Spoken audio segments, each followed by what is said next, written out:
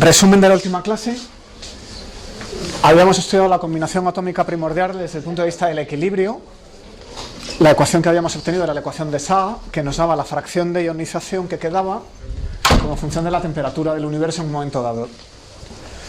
Y de ahí habíamos calculado que en la época de la combinación, cuando esa fracción de electrones caía más o menos al 50%, el corrimiento al rojo era 1380 respecto al día de hoy, más o menos. ¿Vale? Segundo punto era el desacoplo de los fotones del fondo cósmico de microondas, que ocurre cuando esa fracción de electrones cae a una fracción del orden de 1 por 1000, ¿no? Y eso nos había dado una z de desacoplo de 1100 algo, el 20 no hay que creérselo mucho, cuando el ritmo de expansión del universo era aproximadamente igual al ritmo de dispersión Thomson, ¿vale? Que claro, depende del número de electrones que haya flotando. Vale, el último punto en el que estábamos era la profundidad óptica. Si tenemos un haz de luz que nos viene de la época del Big Bang, hoy serían microondas debido a este corrimiento al rojo, y lo estamos recibiendo, bueno, ¿qué porción del haz hemos perdido? Y es en lo que estábamos. Habíamos hablado que de aquí al Big Bang había ocurrido la reionización estelar. Cuando se formaron las primeras estrellas, volvieron a lanzar el hidrógeno a un estado de plasma, arrancaron los electrones, y eso nos daba una profundidad óptica de orden del 6%, que bueno, es como una neblina que nos tapa el Big Bang, pero no mucho. Es una profundidad óptica pequeña, ¿eh? Casi toda la luz pasa a la época de la reionización y viene directa del Big Bang, ¿vale? Bueno, pues antes de seguir le voy a dar una vuelta a esto de la profundidad óptica. Sigo con la tau. Entonces, lo que voy a hacer es escribirla en términos del corrimiento al rojo. Tenemos que la profundidad óptica aquí es función del tiempo hacia el que miramos, como de atrás estamos mirando en las de fotones. Bueno, voy a cambiar al factor de expansión o al corrimiento al rojo. Entonces, escrito en términos de A, esto es la integral desde A hasta A0, que a veces tomamos como 1, el tamaño del universo hoy, el factor de escala hoy, y gamma de A, y claro, hay que cambiar la variable, hay que pasar de dt a dA. Y utilizando la regla de la cadena, eso mete por aquí un apunto, ¿verdad? Vale, voy a cambiar el apunto por una A y dejo el parámetro de Hubble. O sea, eso es lo mismo que la integral entre 0 y A0, el ritmo de dispersión, el ritmo de expansión y la diferencial del neperiano de A, o si queréis, diferencial de A partido por A. ¿Vale? Claro, A es 1 más Z. Bueno, A partido por A0. A0 es 1. Al revés, es 1 más Z menos 1. Vale, entonces vuelvo a cambiar la variable y paso a la profundidad óptica como función del corrimiento al rojo. Y esto es la integral entre hoy, en el que el corrimiento al rojo es 0, un fotón que emitimos hoy lo recibimos con su frecuencia, hasta la z que corresponda, gamma de z entre h de z, diferencial z entre 1 más z. Y esto es la integral entre 0 y z, 0,0041 raíz de 1 más z, y del ritmo este tiene que salir la fracción de ionización, xe de z diferencial de z. Aquí lo que voy a hacer es particularizar en otro color a la época de combinación atómica. Es la segunda igualdad de allí, eso no es general. Combinación atómica. Entonces ahí lo que he hecho es dos pasos. Primero, he puesto que h es h0 por la raíz de omega m por 1 más z elevado a 3 medios, porque es un universo dominado por materia. Entonces la ecuación de Friedman, que ya sabéis de memoria, decía que h cuadrado era igual a omega m por h0 cuadrado por la potencia de A que corresponde a esa composición. Como es materia, es A cubo. O sea que es 1 más z elevado a 3 medios. Y esto es 1,23 por 10 elevado a menos 18 segundos menos 1 por 1 más z elevado a 3 medios. Eso lo he usado por ahí. Y lo segundo que he usado es la ecuación que vimos para el ritmo de dispersión de Thomson, que era 5 por 10 elevado a menos 21 segundos a la menos 1 por la fracción de electrones en z por 1 más z cubo. Lo meto todo en la coctelera y sale esa ecuación. Pues números, vamos a ver que en efecto, cuando la profundidad óptica es de orden 1, es decir, que el universo empieza a ser bastante opaco y ya no podemos ver más atrás con el fondo de microondas, pues estamos cerca del desacoplo. En esa época. O sea que los fotones del fondo cósmico vienen de muy atrás, la época de la raionización les afecta poco, pero cuando llegamos a la época de la recombinación, de la combinación atómica, ahí sí que el universo se vuelve opaco y ya no recibimos fotones de más atrás. Todos estos fotones van a ser fotones que se han dispersado en la época del desacoplo, ¿vale? Entonces, vamos a observar que la X de Z cae muy deprisa en esa época del desacoplo, ¿vale? En la época de Z de la combinación atómica, la XE cae muy deprisa. Esto es una función que se tira para abajo. Bueno, entonces, la integral está dominada cerca de Z, esto cae, esto sube, y la profundidad cerca de cero es muy pequeña, porque X es muy pequeña, pero cuando nos acercamos a la Z que estamos mirando en la época de la combinación, estamos yendo hacia atrás en el tiempo, ¿vale? Entonces esa X sube muy deprisa hacia atrás, porque cae con Z, con lo cual esto es 0 más 0 más 0 más 0, y cuando nos acercamos a la Z de la combinación, esto de repente empieza a ser apreciable, y entonces la integral está dominada en el corte superior. Eso permite aproximar la integral, que si no sería bastante difícil, ¿no? Eso quiere decir que tau de z viene a ser, eso es una aproximación, xe de z, que saco fuera de la integral, por 0,0041, y ahora integro la raíz de 1 más z, que es 2 tercios de 1 más z elevado a 3 medios menos 1. ¿Vale? Bueno. Z es 1380, ¿verdad? O sea que ese 1 se puede tirar sin ningún problema. Eso es despreciable. Y este otro 1 también. Estos unos son despreciables también. Así que queda una expresión relativamente sencilla que se puede evaluar en un momento. Entonces vamos a poner aquí dos z distintos. ¿Qué pasa en el desacoplo? Si colocamos z de orden 1120, ¿vale? Pues entonces la fracción de electrones habíamos dicho que era 0, era 6 por 1000, ¿no? 0,0064. Sustituyo en esa expresión y obtengo un tau de orden 0,66. O sea que en el instante en que se desacoplan los fotones, hacia 1100, la profundidad óptica ya empieza a ser de orden 1. O sea que ya casi no hay fotones que nos vengan de atrás, ya solo la tercera parte de los fotones nos llegan de un poquito más atrás. Si vamos un poquito más atrás, cojo ahora lo que habíamos definido como combinación atómica, está en aquella pizarra, que era Z más o menos 1380, vuelvo a meterlo aquí. En ese instante la fracción de electrones venía a ser 1 medio, acordaos, por definición. Lo sustituyo aquí y entonces la profundidad óptica es 100 veces mayor, es de orden 70. O sea que los fotones que había en la época de combinación atómica no nos llegan, están suprimidos en la exponencial esta por un factor elevado a menos 70. ¿Vale?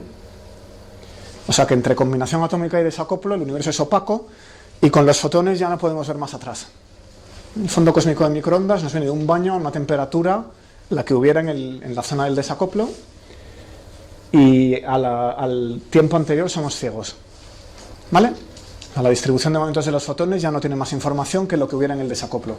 La ionización, los fotones proceden de fusión nuclear. Aquí. En la sí, justo. Exactamente. En una estrella se produce helio y emite radiación y esos fotones vuelven a ionizar el hidrógeno que hay por el espacio flotando. Eso es. Está en gaseoso. Eso es. Era un gas neutro, una fracción molecular, una fracción más grande atómica, y lo reioniza. Bueno, pues el fondo cósmico de microondas ya hablaremos en otro momento. De momento, por ahora lo voy a dejar aquí y voy a cambiar de epígrafe. Es decir, toda esa estructura de picos que quizá conozcáis del fondo cósmico de microondas, hemos demostrado que lo que nos está enseñando es el instante del desacoplo. Y no nos está enseñando física de más atrás de manera directa. Quizá su estructura estadística sí nos da información sobre física anterior, habrá que ver, pero lo que es cada fotón viene de esta época, viene de la época del desacoplo, no viene de épocas anteriores. No nos dice, no es un fotón que venga de la inflación, ni es un fotón que viene de la nucleosíntesis, ni del desacoplo de los neutrinos, ni nada por el estilo. O sea que somos parcialmente ciegos a la distribución de momentos, no nos enseña nada detrás de ese horizonte, ¿vale? Bueno, lo que voy a hacer ahora es enseñaros que la expansión saca del equilibrio la composición química, digamos.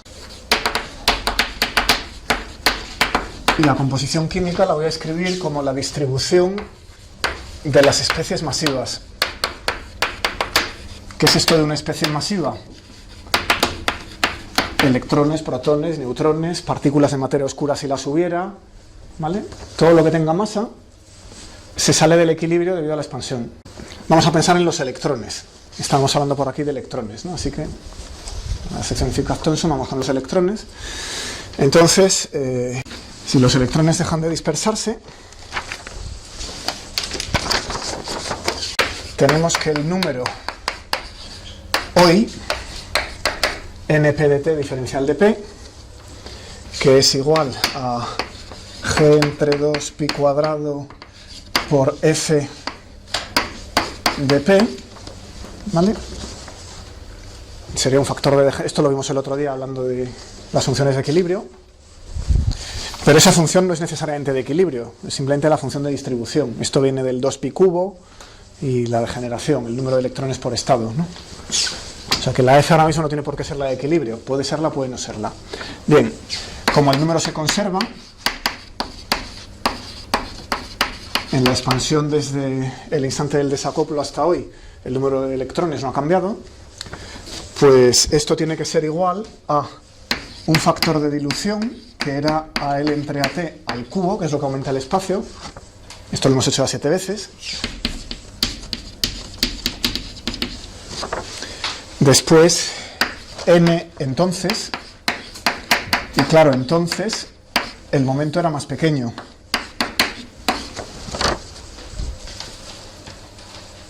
Esto es en el desacoplo. El momento era menor por el factor de expansión, al revés, el momento... Eso es. O sea, el momento es menor que el que había en el desacoplo. Hoy el momento es menor que el que había en el desacoplo y ese es el tiempo de la scattering, de la superficie de última dispersión. Entonces, y luego el diferencial de P,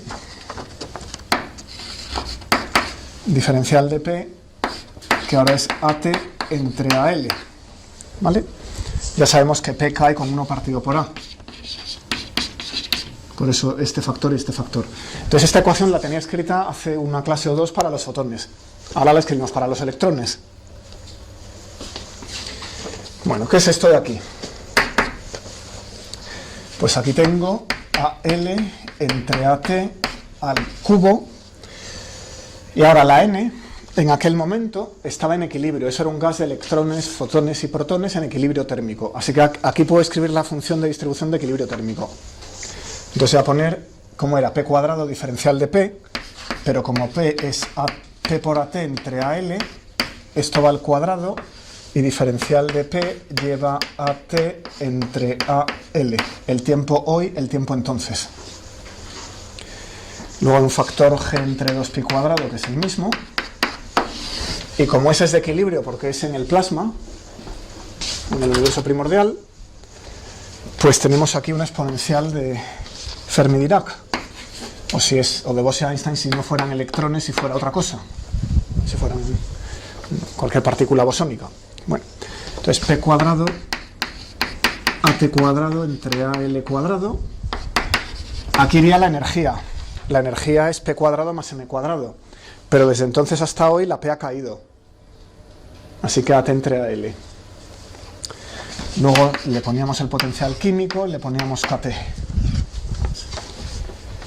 Bien, aquí hay cosas que se cancelan. Aquí hay un AT entre AL cuadrado y un AT entre AL que se cancelan con este cubo.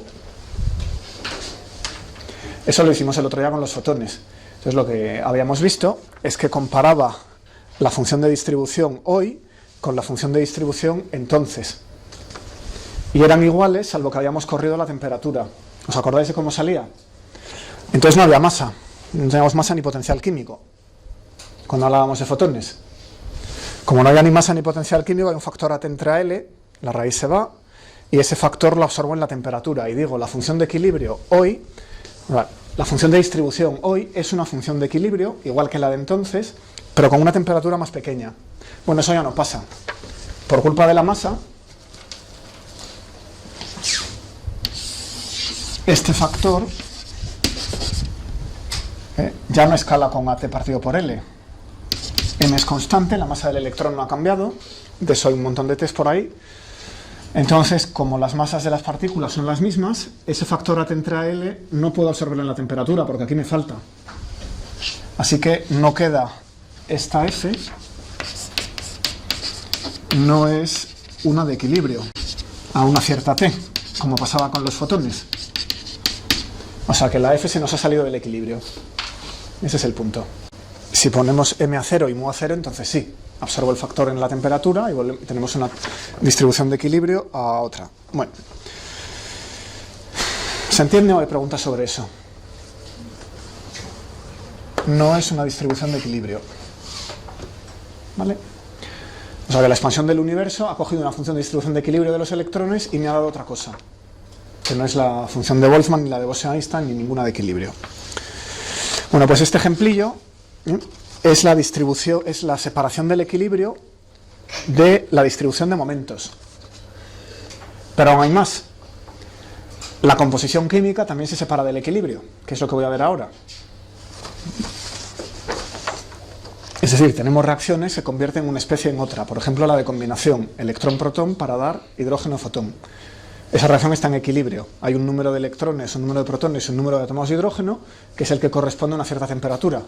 Pero cuando el ritmo de combinación atómica cae, esa reacción se congela y la propia distribución química, el número total, porque claro, esto es como está distribuido el número de partículas por unidad de P, fuera del equilibrio ya.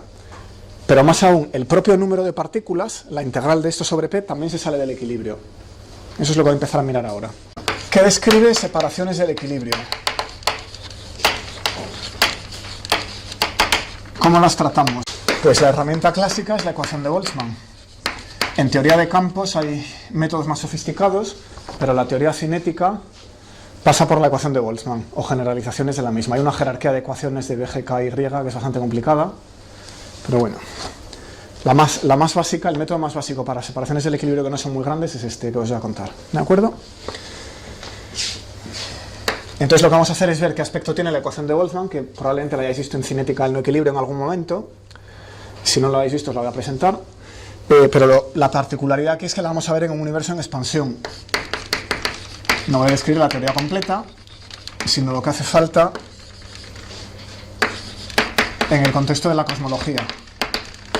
¿Vale? Bueno, pues tenemos un número de partículas de n.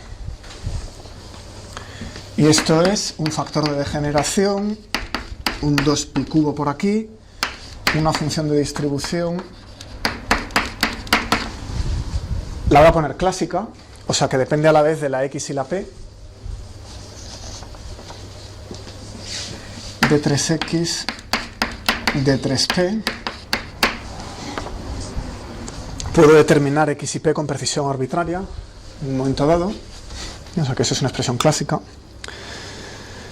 Bueno, imaginemos que es el número de electrones. Como los electrones no se destruyen del Big Bang para acá, en el Big Bang quizás se violara el número leptónico, pero hoy no, ni por el camino se ha violado, pues entonces esto es constante, esto es conservado. No ha cambiado, ¿vale? Los electrones no se destruyen. o los protones, o la especie que estáis tratando. Bueno, ¿esto de aquí qué es? Eso es el elemento de espacio de fases. Entonces,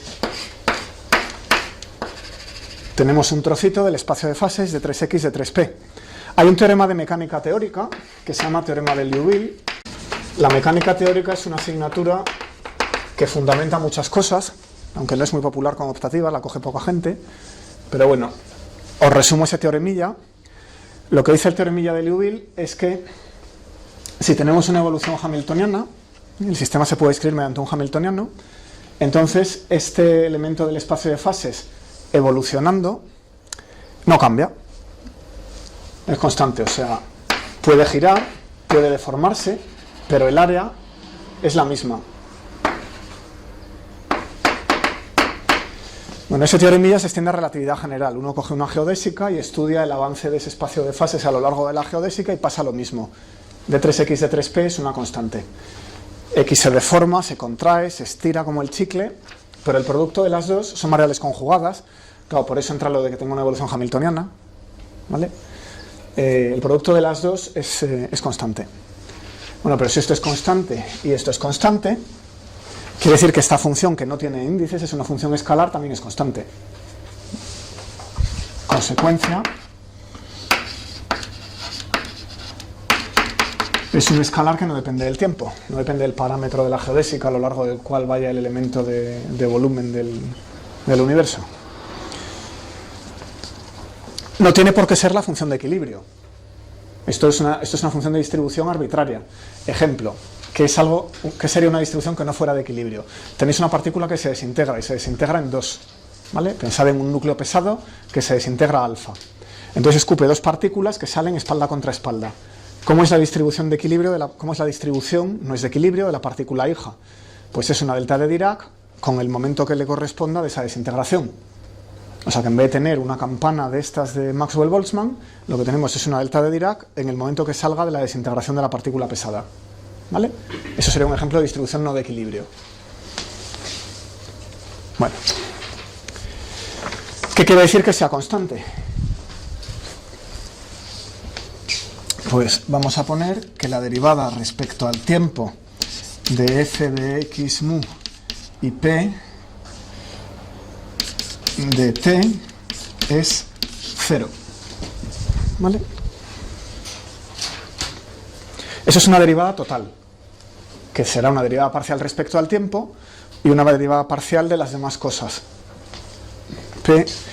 Este P puede, claro, estamos en un universo homogéneo e isótropo, no hemos metido perturbaciones para nada. Y toda esta teoría que estamos haciendo en este cursillo de momento es en un universo perfectamente homogéneo e isótropo, entonces no hay direcciones privilegiadas.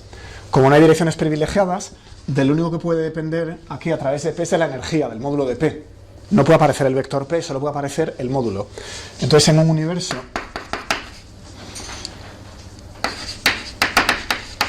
que satisface el principio cosmológico, esta ecuación en realidad es la derivada respecto al tiempo de una función de distribución que depende del tiempo y de la energía, equivalente al módulo de P. En realidad no tiene tantas variables, solo tiene dos. Puede depender del tiempo explícitamente y puede depender del tiempo a través de la energía. Bueno, la energía, E cuadrado, es P cuadrado más M cuadrado. Entonces, esta derivada respecto al tiempo la vamos a manipular usando esta ecuación. Puedo derivar aquí. Sabemos que E punto es P por P punto entre E. ¿Verdad? ¿Por qué me interesa E punto? Porque si abro esta derivada, esto es la parcial respecto a t de f, la derivada explícita, más la derivada de respecto a e de f, veces regla de la cadena, e punto. Eso tiene que ser igual a 0. Pero e punto es esto que he escrito aquí. Consecuencia, voy a sustituir p punto entre p, que es menos a punto entre a. Esto ya lo sabemos, el momento cae como el inverso del factor de escala. Por eso este menos, ¿vale? Esto es igual a menos h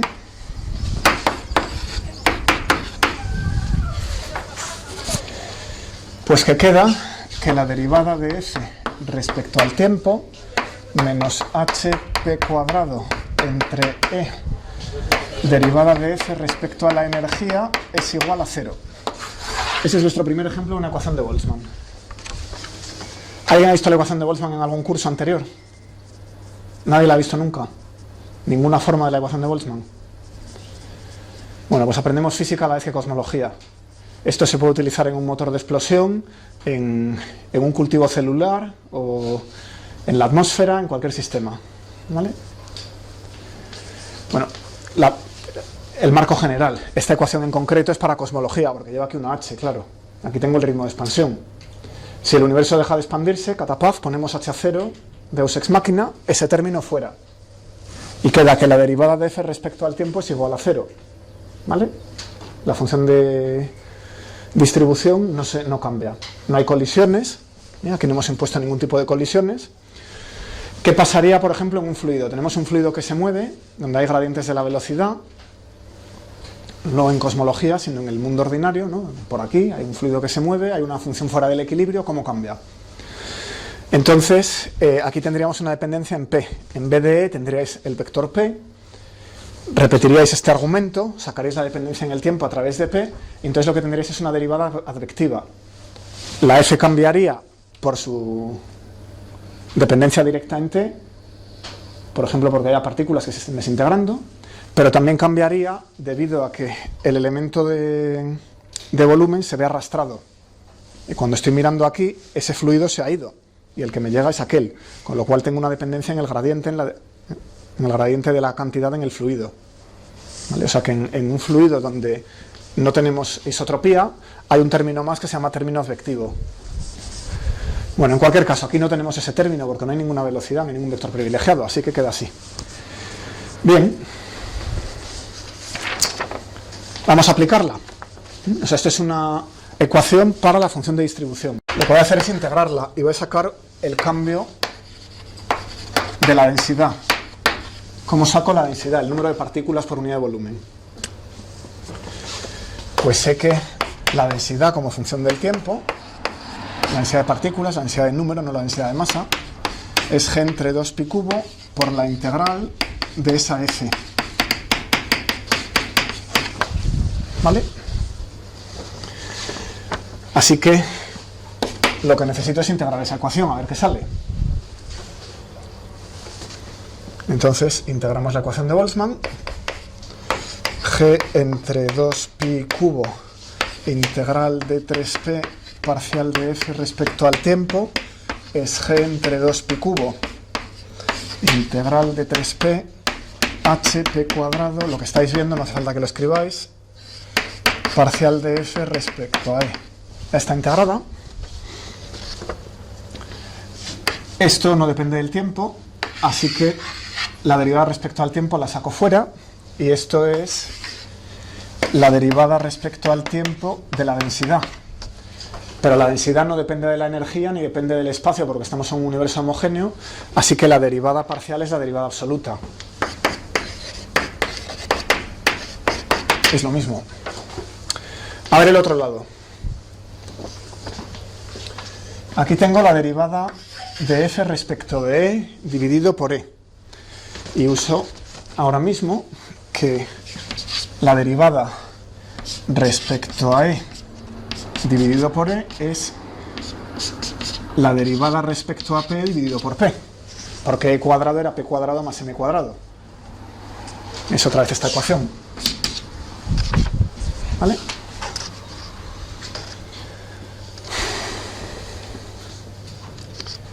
Bueno, con lo cual puedo cambiar esa variable y entonces me queda que este lado derecho es g entre 2pi cubo h integral sobre los ángulos integral de p cuadrado de p cuadrado derivada respecto a f p derivada p. Este p cuadrado es este, la h ha salido por aquí fuera, la e la he convertido en p diferencial de p junto con esa derivada. Y ya los tengo todos. Y luego he pasado el d3p a coordenadas esféricas. ¿Qué utilidad tiene esa fórmula? Que puedo integrar por partes. me puedo quitar la derivada respecto a p de la f y pasársela a todo lo demás. Pero todo lo demás en realidad son unas potencias, con lo cual va a ser muy fácil. O sea, esto se hace por parte y os queda menos 3h g entre 2pi cubo integral de 3p de f, que vuelve a ser la n. La integral de la f, aquí la tenemos, n de t era la integral sobre p de la f, con lo cual queda muy sencillo, que es que la derivada respecto al tiempo de n de t, eso es el lado izquierdo, es igual al lado derecho, que es, bueno, voy a sumarlo al lado izquierdo para que sea igualado a 0, 3h n de t igual a 0, ¿vale? Esa ecuación ya os suena, ¿no? Vamos a escribirla usando que h era a punto partido por a. Entonces queda a derivada respecto al tiempo de n más 3 derivada respecto al tiempo de a por n es igual a 0, multiplico por a cuadrado y queda a cubo n punto más 3a cuadrado n punto igual a 0, que es derivada respecto al tiempo de a cubo n igual a 0, que es a cubo n igual a constante. Eso es esta ecuación. A cubo n igual a constante, eso ya lo sabíamos. El número de electrones se conserva desde entonces y simplemente se diluye con el volumen, la longitud al cubo, con el volumen. Así que aquí tenemos la ecuación de Boltzmann libre, aquí no hay interacciones para nada, eso es un gas libre que se diluye. Aquí tenemos la ecuación para la distribución de momentos. La distribución de momentos inicial me dais una montaña rusa, me da lo mismo, yo la integro, saco el número total y lo que esa ecuación dice es que el número total se conserva, ¿vale? Claro que al integrar lo que he hecho ha sido sacar un momento de la f. La f tiene más información que la n. La n me dice cuántas partículas hay. La f me dice cuántas partículas hay y cómo están distribuidas en espacio de momentos. O sea que al integrar pierde información. Esto es una consecuencia de la ecuación de Boltzmann, ¿vale? Sí.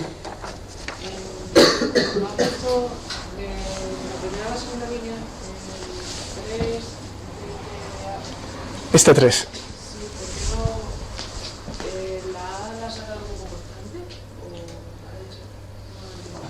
A ver, h es a punto entre a, ¿verdad?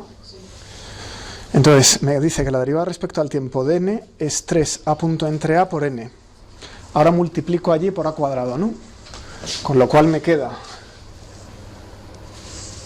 y hay que multiplicar por una a más, o sea, a cubo en total, para que este término sea a cubo n punto. Ese término es este término.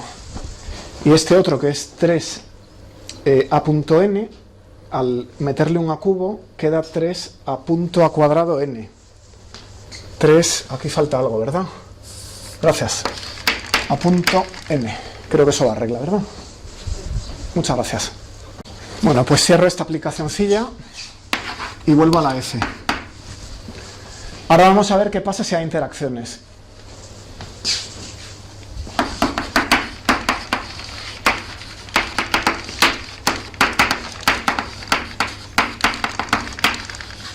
¿Vale? Vamos a ver cualitativamente qué pasa. Imaginemos que tenemos una distribución inicial.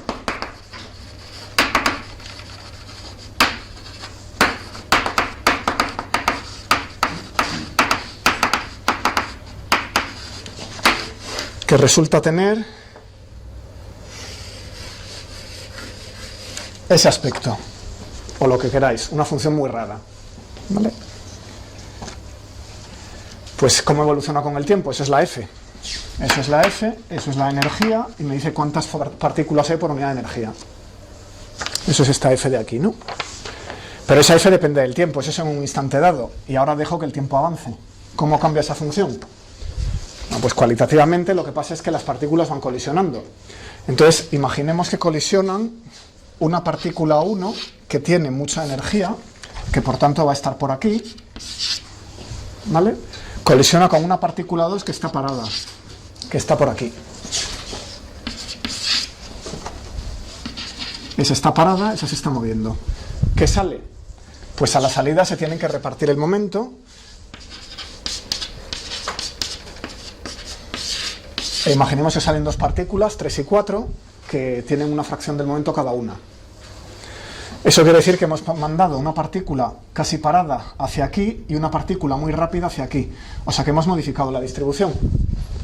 La distribución ahora va a tener otra forma, en la que hemos suavizado esto de aquí y aquello de allí. La distribución va a cambiar, esto lo seguimos teniendo, aquí a lo mejor ha aumentado un poco y aquí ha caído un poco, ¿vale? ¿Y hacia dónde va la distribución? Hacia los estados típicos. La distribución va evolucionando de manera que los estados típicos en los estados finales de colisión son más probables, ¿no? Es decir, está aumentando la entropía. Tenemos al principio unos estados muy raros, van colisionando las partículas, se van produciendo los estados típicos, aumenta la entropía. Y si aumenta la entropía, ¿hacia qué distribución vamos? Eventualmente vamos a la de equilibrio. Habrá que multiplicar lo que voy a dibujar por el p cuadrado diferencial de p y los factores que sean. Si son fermiones, pues la de Fermi-Dirac, que hace algo así. Y si son bosones, la de Bose-Einstein, que hace algo así. Eso lo multiplico por los factores cinemáticos y obtengo la distribución de equilibrio que corresponda, ¿vale? Bueno, la de Maxwell-Boltzmann sabéis que tiene forma así de campana, que es multiplicar una de Boltzmann de estas que cae exponencialmente veces esos factores, y al final esto queda como una campana, ¿vale? Y maximiza la entropía. Bueno, pues ¿cómo hace eso esta ecuación? Esta ecuación no puede, porque en esta ecuación no hay colisiones, así que no está cambiando la función de distribución.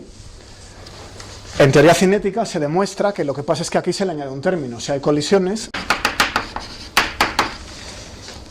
la ecuación de Boltzmann tiene un término más, derivada de f respecto al tiempo, menos hp cuadrado entre e, derivada de f respecto a la energía, ya no es cero, sino que es algo, quito el cero, que va a depender de las colisiones. ¿Cómo colisionan las partículas que tienen una distribución f? Chocan, cambian de energía y eso va cambiando la distribución, ¿vale? Bueno, esto nos lleva hacia el equilibrio. Aquí es donde aumenta la entropía. Simplemente porque como consecuencia de las colisiones cada vez tenemos más probabilidad en los estados típicos y no en los estados raros. Eso no sé si lo habéis pensado alguna vez, pero para tener un fluido en equilibrio, las colisiones tienen que ser intensas. Si no, porque el fluido va a intentar alcanzar el estado de máxima entropía, no puede hacerlo. O sea que un líquido que esté equilibrado tiene unas colisiones bastante intensas, ¿vale? Ese término que tiene la H hace en realidad lo contrario. Esta expansión, imaginemos que hemos llegado al equilibrio, ese término es cero, ¿vale? Si ese término es cero, esta expansión es la que me está modificando f, me está sacando de la distribución de equilibrio posiblemente. O sea, la expansión puede que haga lo contrario. En el caso de los fotones me deja en el equilibrio porque es simplemente un rescaleo de la temperatura, pero en otros casos me saca del equilibrio. No ayuda a equilibrar el sistema, puede desequilibrarlo. O sea, tenemos un gas metido en un cilindro y de repente lo expandimos. Tiramos del pistón y lo expandimos. Ese gas se ha quedado fuera del equilibrio. Ahora tiene que, mediante las colisiones, tiene que volver a reequilibrarse. Bien, pues es parecido a esto. O sea, hay el cambio de f respecto al tiempo, la expansión lo saca del equilibrio, las colisiones lo vuelven a llevar hacia él. Bueno, pues resolver esta ecuación es bastante técnico. Esto es de nivel de máster hacia el doctorado. Es bastante más alto de lo que vamos a hacer aquí. O sea que me voy a limitar a la cantidad integrada. Eso sí lo vamos a analizar. Me voy a dar un baño ahora de tiza sobre la ecuación de Boltzmann para el número de partículas. Pero eso solo me va a permitir equilibrar químicamente la equilibración en momentos. Me rajo, ¿vale? Lo veréis más adelante si tenéis mucha energía. sería machacaros. Entonces nos limitamos a la cantidad integrada, porque es difícil. Fijaos que es una ecuación diferencial, aparece la derivada de f respecto al tiempo, pero también es integral, porque ese término de colisiones va a llevar integrales de la sección eficaz y las funciones de distribución. Es una ecuación íntegro-diferencial y su tratamiento es bastante técnico, ¿vale? Se puede resolver con un ordenador, una expansión variacional, pero vamos, no se excede ahora mismo. Ok. Lo que sí puedo hacer de inmediato es integrarla igual que antes. Cojo, integro sobre d3p. Para sacar la n lo que había que hacer era integrar sobre d3p, ¿verdad? Se lo aplicamos a esa ecuación y obtenemos lo que teníamos antes, la derivada de n respecto al tiempo más 3hn, que iba a ser 0, ahora ya no es 0, ahora va a ser g entre 2pi cubo de eso de la derecha, el término de colisiones entre e de 3p, ¿vale?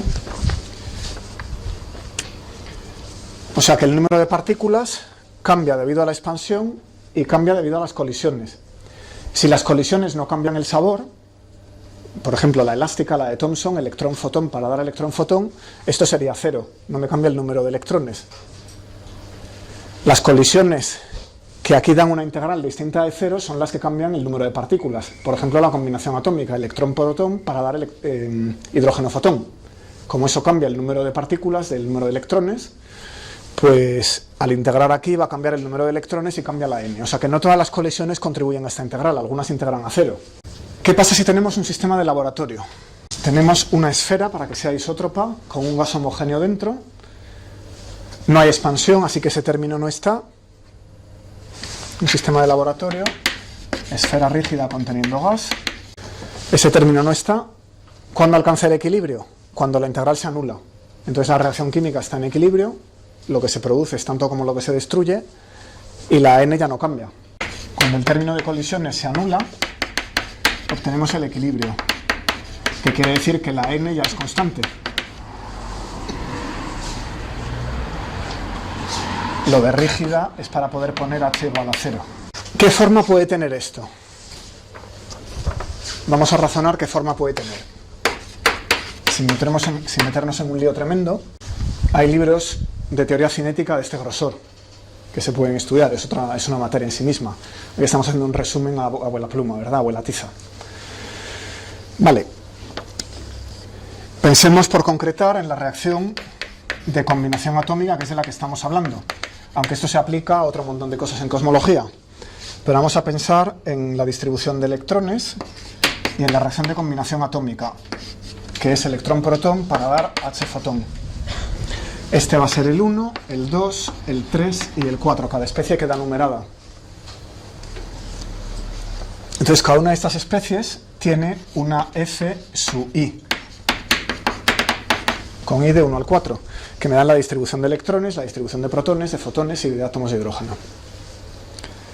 Bueno, pues voy a seguir el electrón, que es el 1. Entonces va a haber un número de electrones. Bueno, el término izquierdo ya lo habíamos tratado. El término izquierdo era 1 entre a cubo derivada de n1 a cubo respecto al tiempo. Es lo que es ese término izquierdo, como hemos visto hace 15 minutos. Bien, ¿qué forma puede tomar el lado derecho? Aquí tenemos para el electrón, me he fijado en n1, me podría haber fijado en n2 o en n3 o en n4. Hay 4 ecuaciones para cada una de las n's. Vamos a fijar en la de n1. Entonces lo que es que el número de electrones dividido por el volumen, ¿vale? Este cambio, esta tasa de cambio, tiene que ver con ese lado derecho. ¿Qué sé de física? Podía meterme aquí con las funciones de distribución, el término de colisiones y toda la teoría cinética, pero pensando un poco me doy cuenta que estoy perdiendo electrones cuando un electrón choca con un protón y queda absorbido. Luego tiene que ser proporcional la pérdida, el término de pérdidas, tiene que ser proporcional a la densidad de electrones y a la densidad de protones, porque se tienen que encontrar. Luego es proporcional a N1 por N2. Y es una pérdida. Si se encuentran y forman hidrógeno, pierdo un electrón. O sea que lleva un signo menos. El coeficiente que tenga va a ser alfa. es un coeficiente que no depende de la densidad. Estamos siguiendo las n's. ¿Cómo depende de la densidad? Pues n1 por n2. Bien, pero claro, la reacción también puede ir al revés, luego va a haber un término de ganancia. Esto es una hoja de cálculo y hay que llegar al balance. Si un hidrógeno y un fotón de suficiente energía se encuentran y el hidrógeno se ioniza, vengo para atrás. O sea que habrá una cierta probabilidad que será proporcional a la densidad de los dos, n3 por n4. Y al coeficiente llamémoslo beta. Esto que estoy borrando es lo que acabo de usar. El término de pérdidas lo voy a escribir en términos de un ritmo. Daos cuenta que menos alfa n1 n2 es lo mismo que menos gamma 1 n1, donde he agrupado esta alfa con n2. Porque eso es una derivada respecto al tiempo de la n1, básicamente. ¿Verdad? Hay un 3, el a cuadrado y tal, pero dimensionalmente es una derivada de n respecto al tiempo. Así que dimensionalmente esto de aquí es un ritmo veces n1. El ritmo tiene unidades de inverso del tiempo. Ritmo de colisión. ¿Vale? Pero el ritmo de colisión sabemos lo que era, lo voy a demostrar ahora mismo. Es n2 por el valor esperado de sigma v 1, 2. ¿Qué es cada letra? Ya no lo explico. Sigma es la sección eficaz. V es la velocidad relativa. La velocidad del 2 es el protón, 1 es el electrón, pues es la velocidad del electrón menos el protón. ¿Vale? ¿Con qué velocidad relativa se encuentran? Entonces el producto de la velocidad por la sección eficaz, ¿por qué hay un valor esperado? Porque cada partícula se encontrará con otra a una velocidad distinta. Y la sección eficaz depende de la energía o de la velocidad relativa. Entonces hay que promediar sobre toda la población. Bueno, pues ese promedio veces n2 es ese ritmo. La n2 de hecho ya la tenía aquí. Luego estoy leyendo que alfa es sigma v. ¿Vale? Si me creo esto, que vamos a ver ahora mismo, eso va a ser la alfa. ¿De dónde viene? Vamos a arguirlo. Entonces cogemos un cilindro que tiene de área A y de longitud la velocidad con que llega la partícula 2 veces el tiempo. ¿Vale? Y esto está lleno, la velocidad con la que llega la partícula 1. Vamos a restar una partícula 1. Esto está lleno de partículas 2 y la partícula 1 entra por aquí. Choca con una de las partículas 2, la perdemos. No choca, no la perdemos. Estamos hablando del término de pérdidas. Es decir, puede que pase o puede que no. ¿Con qué probabilidad pasa? Bueno, lo fácil es ver con qué probabilidad choca, que sería, con una partícula cualquiera, sería sigma dividido por el área. Si cada una de estas le ofrece una sección eficaz sigma, pues el área perpendicular de esa partícula dividido por el área total es la probabilidad de que choque con esa. Pero claro, si hay n2 partículas, la probabilidad de que choque con alguna escala con n2. Suponiendo que el gas está lo bastante diluido o que tomo el cilindro lo bastante pequeño para que no se hagan sombra. Claro, si esquivo esta partícula y la siguiente está en su sombra, esa no cuenta. Ya no puedo chocar con ella. Luego tiene que ser lo bastante estrecho para que pueda verlas todas, ¿no? Entonces, bajo esa hipótesis habitual, es sigma entre A por n2. Eso es la probabilidad de que la partícula, la 1, choque con alguna de las doses. Bueno, ¿qué es n2? n2 es la densidad, que es de lo que estamos hablando, veces el volumen, que es n2 por el tiempo, por la velocidad, por el área. Eso es el volumen, ¿verdad? L por A. Sustituyo aquí y claro, las áreas se cancelan. Este área se va a cancelar con ese área. ¿Qué queda? Esta de aquí va a cancelar esta. Y queda N2 de sigma V. ¿Vale? Bueno, ¿qué es el ritmo?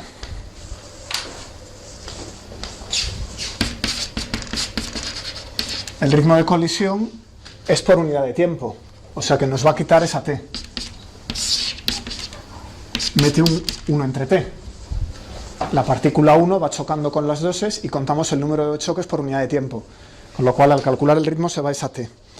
Entonces, ¿qué queda? Que gamma 1 es n2 que tenemos por aquí por sigma v, pero claro, esto es asumiendo que todas están en reposo, todas tienen la misma velocidad respecto a la 1.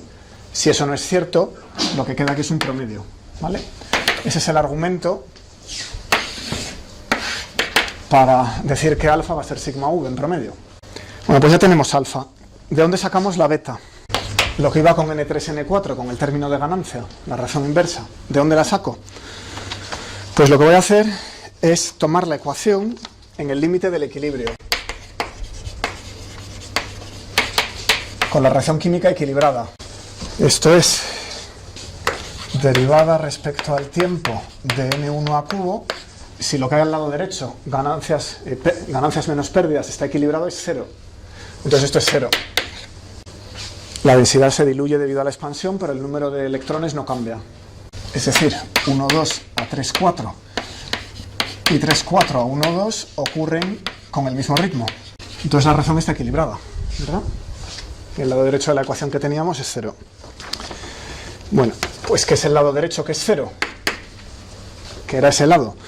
Era alfa, que ya sé que es sigma v, ¿vale? Para la reacción 1-2, electrón-protón, veces N1, N2, pero ahora estas N1, N2 están en equilibrio. Y luego teníamos el término de ganancias, que era beta, por N3, N4, pero también en equilibrio. Bueno, entonces, ¿qué queda? Claro, de aquí despejo beta. Las funciones de equilibrio las conocemos, eso viene de la distribución de Bose-Einstein o de Fermi-Dirac. Así que beta está relacionado con el ritmo de colisiones 1, 2 y las funciones de equilibrio. Y podemos escribir una metavolante para esta carrera, que es 1 entre a cubo, derivada respecto al tiempo de n1 a cubo, que es menos sigma v 1, 2 por n1, n2, esto es lo que llevaría a la alfa, término de pérdidas, y ahora viene el término de ganancias. Aquí vendría la beta, el signo es el contrario, y la beta la despejo de esta ecuación. Entonces, ¿cómo queda? Pues queda n3, n4 por n1, n2 entre n3, n4 en la distribución de equilibrio. Y cierro corchete, ¿vale?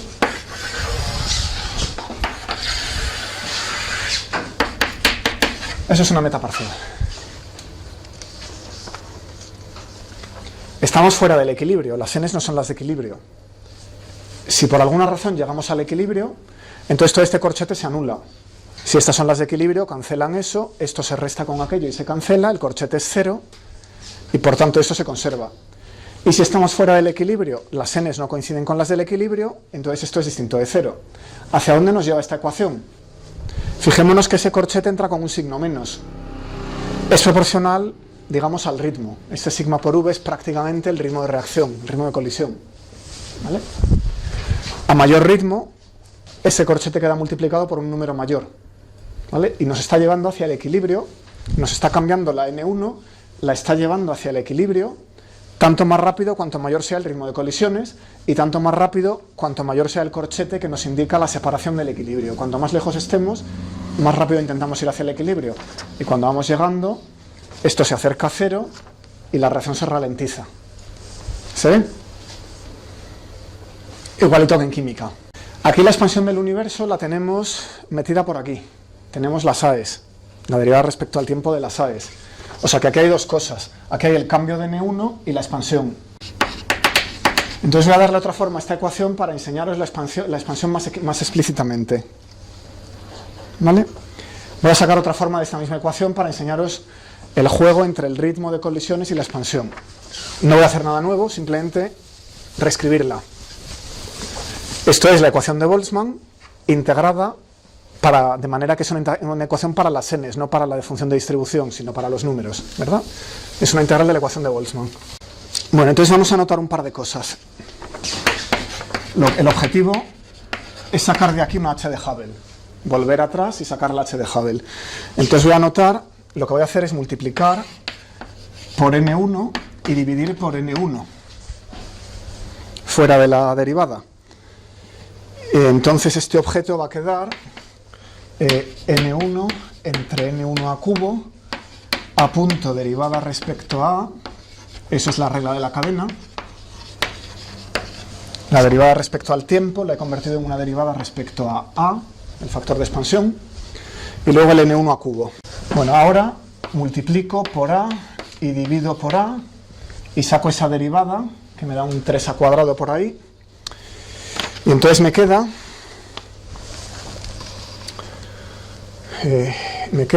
1 entre 1 a cubo, derivada respecto a. Una de estas A's la meto en el denominador, 1 entre A, y derivo respecto a de n1 a cubo, si no me he equivocado. ¿Vale? ¿Qué hace esa manipulación? Fijaos que aquí tengo 1 y aquí tengo lo mismo. O sea que eso es como la derivada de un neperiano. Y aquí tengo A y 1 entre A. Y luego eso también viene de un neperiano. O sea que con esa manipulación lo que he conseguido es escribir esto como me he dejado un H por algún sitio. Me he debido dejar una H. Porque tenía esta a punto, ¿verdad? Necesito convertir esa a punto en una H. Entonces con eso... No. La a punto la tengo aquí y eso es la H. Eso es. Entonces esto es n1 por h por la derivada del neperiano. Me he debido dejar... No, el n1... vaya lío. A ver... Este n1 también me lo he dejado. Aquí falta un n1. ¿Vale? Derivada del neperiano de n1 a cubo respecto al neperiano de A. ¿Vale? Con esa manipulación he sacado una densidad y una h. Repetidla con cuidado. Hay que multiplicar por n1, dividir por n1, multiplicar por A, dividir por A y convertir eso en una derivada de neperianos. ¿Vale?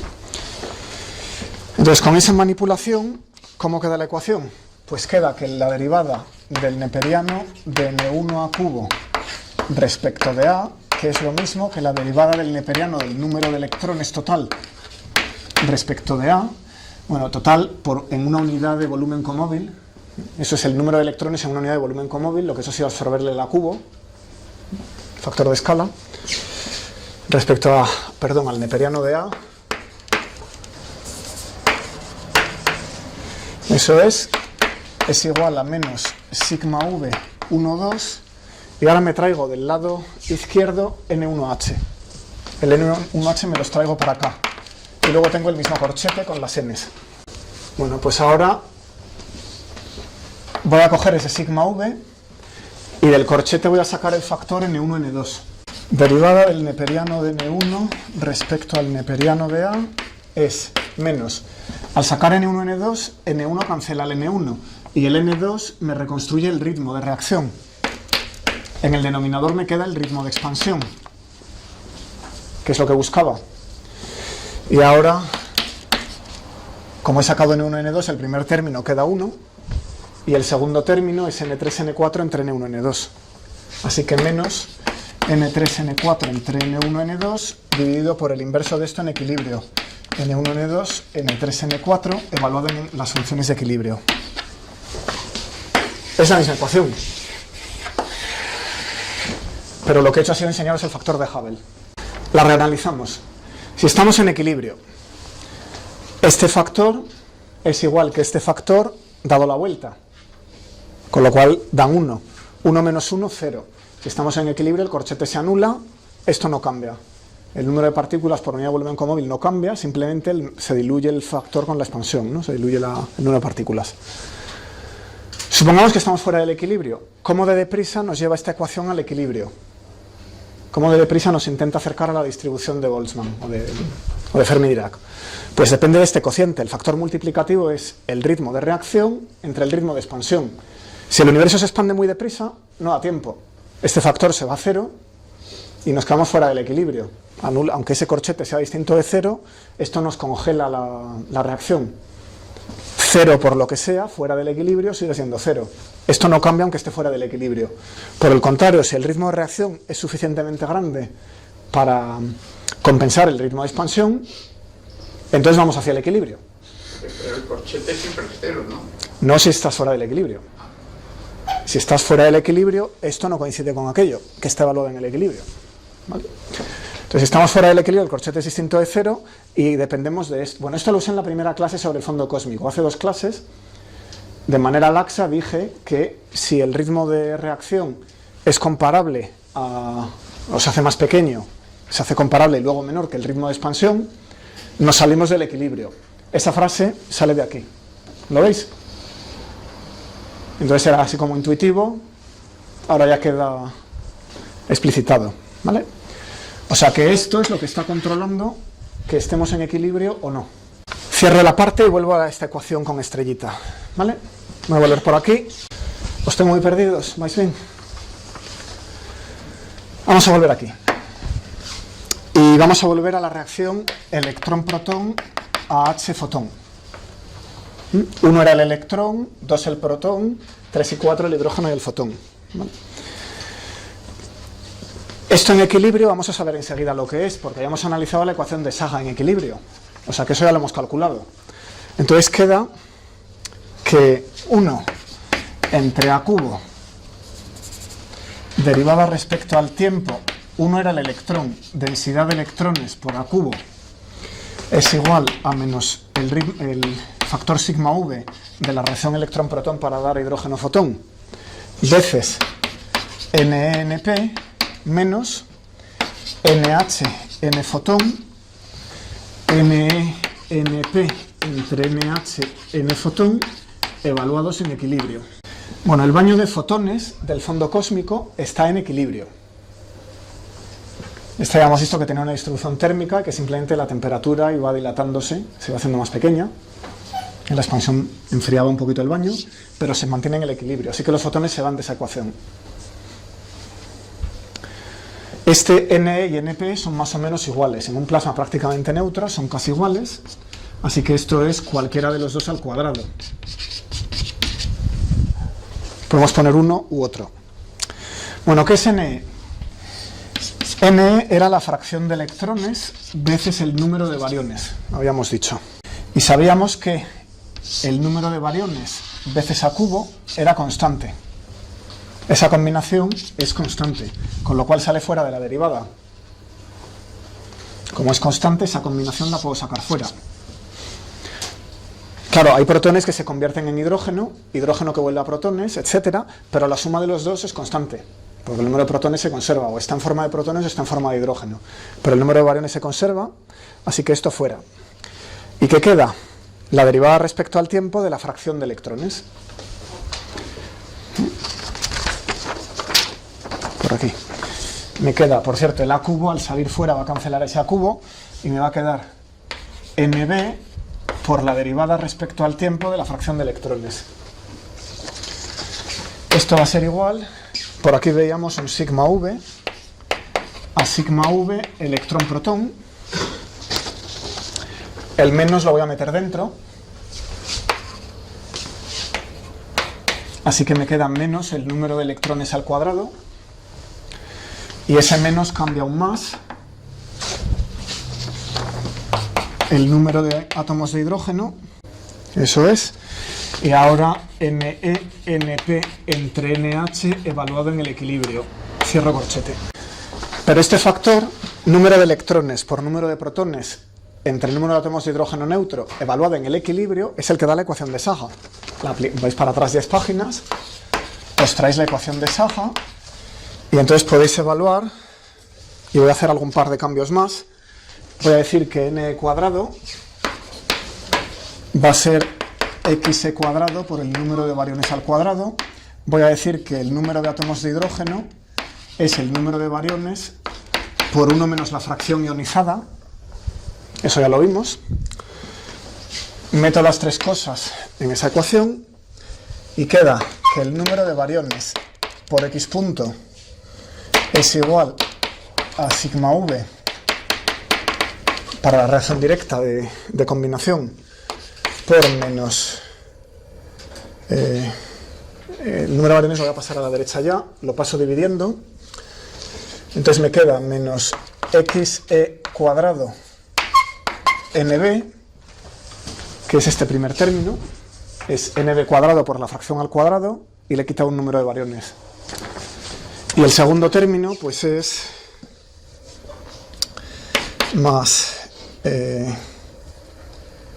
va a darme más espacio, 1 menos xe, que viene del número de átomos de hidrógeno neutro, y luego lo que sale de la ecuación de SAA, que es masa del electrón por temperatura entre 2pi elevado a 3 medios, veces la exponencial de la ionización entre la temperatura cambiada de signo. K de Boltzmann es 1. Si no, ahí habría que poner la K de Boltzmann donde sea la temperatura. O sea, estoy midiendo la temperatura en energía y la masa también en energía. ¿Lo veis? Bueno, pues esta ecuación se llama ecuación de Peebles y está controlando un poco qué es lo que pasa con los electrones en la época de la ionización, en la época de la combinación atómica. Vamos a volver a la gráfica del otro día un momento. Habíamos puesto la fracción de ionización frente a la Z o el tiempo, la temperatura o la A o lo que fuera, ¿no? Y habíamos dicho que la ecuación de Saga hacía algo así. Caía en la época de la combinación y se iba muy rápido a cero. ¿Vale? Por aquí, donde esto sea la mitad, hablábamos de la Z de la recombinación, la Z de la combinación atómica.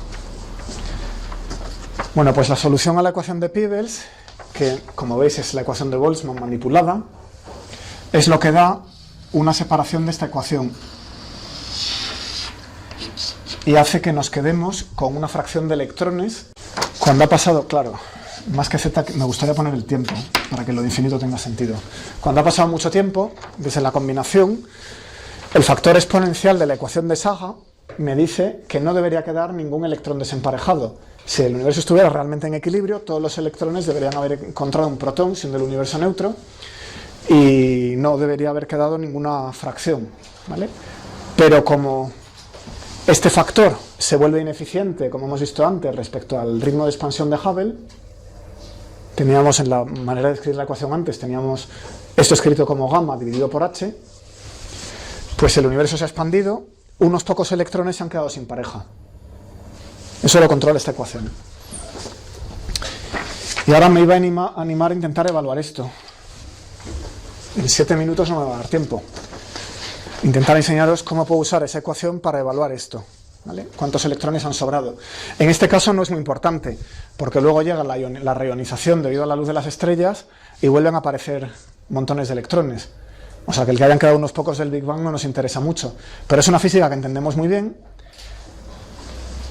Y si somos capaces de sacar esto, el mismo razonamiento nos va a llevar a poder sacar en la nucleosíntesis cuántos neutrones han quedado, cuántas partículas de materia oscura habrían quedado si hubiera tal cosa, cuántos neutrinos habrían quedado, cuando las especies se van saliendo del equilibrio y nos dejan reliquias.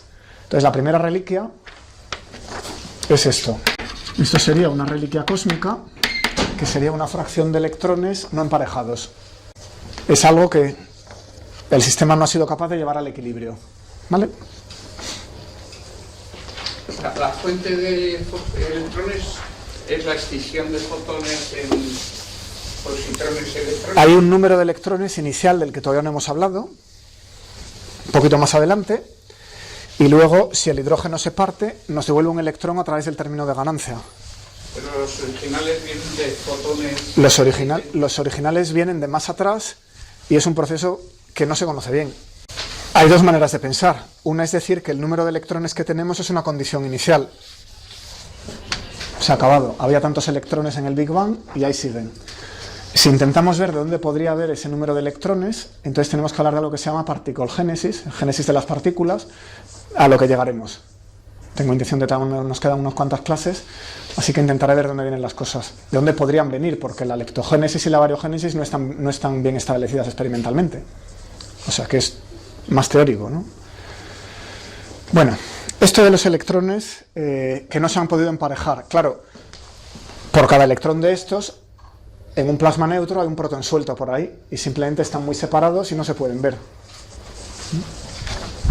Se han quedado desemparejados, entre ellos hay átomos neutros y como la expansión los está arrastrando, ya no se van a ver nunca. Eso es lo que está pasando. Bueno, pues vamos a intentar estimar de alguna manera esa XE, a ver cómo se hace. Entonces, cuando xe ha bajado mucho, 1 menos xe es prácticamente 1. Así que en la ecuación de Saha, 1 menos xe es 1, y este 1 menos xe lo vamos a poner a 1. Entonces, esa ecuación tiene la forma x.e es menos sigma v mb xe cuadrado menos xe cuadrado en equilibrio. Es una manera de darla. Para entender un poco la estructura de la ecuación, aquí tenemos el ritmo, tenemos la fracción de electrones cambia con el tiempo en proporción al ritmo, que es este producto, y a la separación del equilibrio de la propia fracción de electrones. ¿Vale? Bueno, otra manera de escribirla, derivada de xe. Esa la pongo porque es muy clara, aunque no es la que voy a seguir, es la que enseña la física de manera muy transparente. ¿Vale? Pero aquí con este factor exponencial no se entiende muy bien qué está pasando, ¿no? Entonces, dxe respecto al tiempo es 1 menos xe por beta menos alfa xe cuadrado por mb, donde esta alfa es sigma v, ¿vale? Es el ritmo de combinación atómica, alfa esto por nb. Bueno, ¿qué es la beta? Si miro aquí, pues la beta es la sigma v por la mt dividido por 2pi elevado a 3 medios por elevado a menos epsilon 0 partido por t. Entonces, si yo quiero llegar a poder evaluar esto numéricamente, necesito sigma v. ¿Vale? Ya no me puedo escapar. Eso es algo de física atómica. Si tengo un electrón y llega un protón y forma hidrógeno-fotón, que vale sigma v como función de la temperatura. Eso se lo tengo que preguntar a alguien de física atómica. El proceso es complicado. Pensad que el electrón tiene que saltar al nivel 1s del átomo de hidrógeno para formar hidrógeno neutro. Hasta que el electrón llegue ahí pueden pasar un montón de cosas. Entonces hay una cascada de aproximaciones que no es... Ahí sí que me salgo de este curso. Bueno, nos excede. Nos iríamos demasiado lejos. Así que voy y la miro en un libro. ¿Vale? Entonces, sigma v, una aproximación. Esta es la que usa Barbara Raiden, si no me equivoco. Es 9,78 alfa cuadrado electromagnética entre me cuadrado raíz de epsilon 0 entre t logaritmo neperiano siempre de epsilon 0 entre t. Esta es la que tenéis en el libro de Raiden. Pero si miráis otras fuentes, pues prácticamente cada uno tira de una aproximación distinta. Si tiro del libro de Peebles, claro, ya es la ecuación de Peebles, así que lo primero que he hecho ha sido irme a su libro a ver qué contaba. Este de Raiden es como más elemental. Si miramos el libro de Peebles, lo que vemos es la ecuación 23-26, 2,07 por 10 elevado a menos 13 centímetros cúbicos por segundo, la temperatura evaluada en 10.000 Kelvin, dividida por 10.000 Kelvin, elevado a un medio, y ya está. Y luego un factor de conversión, que ya contaré. Finalmente, si me voy a las notas de Bauman,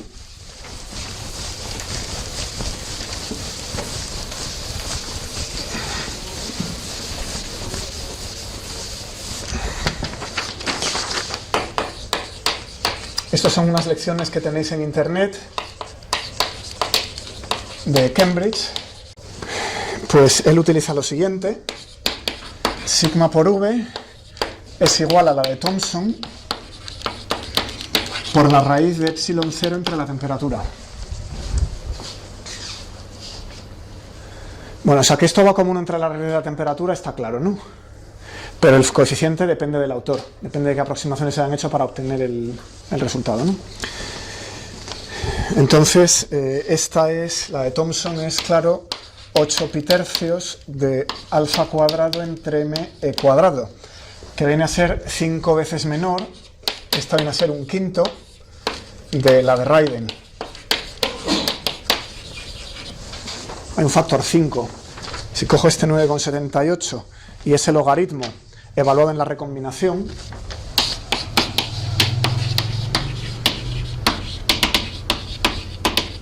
evalúo el logaritmo en 1300 o 1380, como el logaritmo se mueve muy despacito, lo dejo constante y comparo con ese número, pues fallo en un factor 5. O sea que esas dos fórmulas difieren un factor 5 y esta de aquí pues está en un factor 2.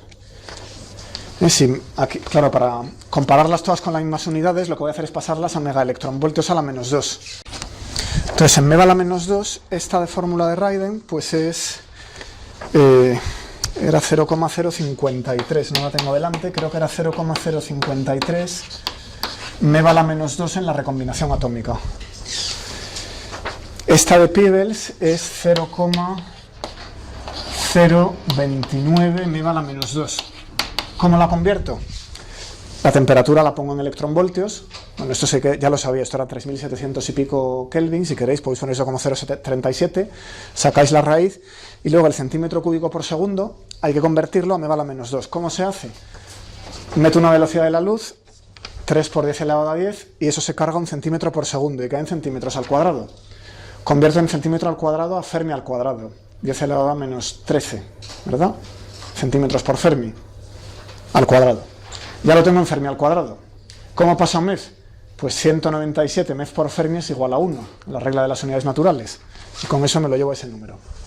Esa manipulación deberéis saber hacerla. ¿Sí? Total, que tenemos 3 números distintos. Así que la última tarea de esto para el miércoles es evaluar esta ecuación con esa sigma v. ¿Vale? Cogeré una y bueno, tenemos ahí una incertidumbre. Y ya el miércoles empiezo con la nucleosíntesis. Dejo los átomos y los electrones y paso a los núcleos.